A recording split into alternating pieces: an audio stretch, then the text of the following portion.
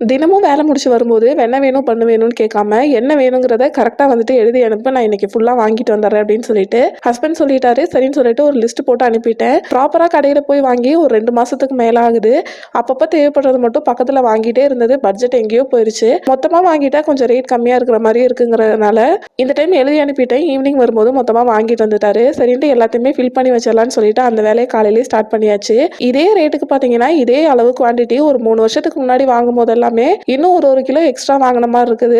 After corona எல்லாமே விலை ரொம்ப ஏறி போச்சு. இப்பெல்லாம் பாத்தீங்கன்னா இன்க்ரிமெண்ட் இருக்கோ இல்லையோ எல்லா பொருளோட வேலையும் வருஷத்துக்கு ஒரு டைம் இன்க்ரிமெண்ட் ஆகிட்டே தான் இருக்குது. கொரோனா டைம்ல எல்லாத்துக்கும் கொரோனா ரீசனா சொல்லி பெருசா வந்துட்டு இன்க்ரிமெண்ட் கிடைச்சிருக்காதுன்னு சொல்லி நினைக்கிறேன். ஏன்னா எங்க வீட்டுல அப்படிதான் ஆச்சு. ஆனா விலைவாசி மட்டும் பாத்தீங்கன்னா 2-3 மடங்கு ஏறிடுச்சு. இதெல்லாம் வந்துட்டு எப்படி சமாளிக்கிறீங்க அப்படின்னு சொல்லிட்டு மறக்காம கமெண்ட்ல சொல்லிருங்க. லஞ்சுக்கு தக்காளி சாப்பாடும் உருளைக்கிழங்கு ஃப்ரையும் வச்சு சாப்பிட்டுட்டோம். கையோட இட்லி தோசைக்கு மாவரைச்சு வச்சுட்டேன். அப்புறம் என்னங்க, நாளைக்கு வீடியோல பார்க்கலாம்.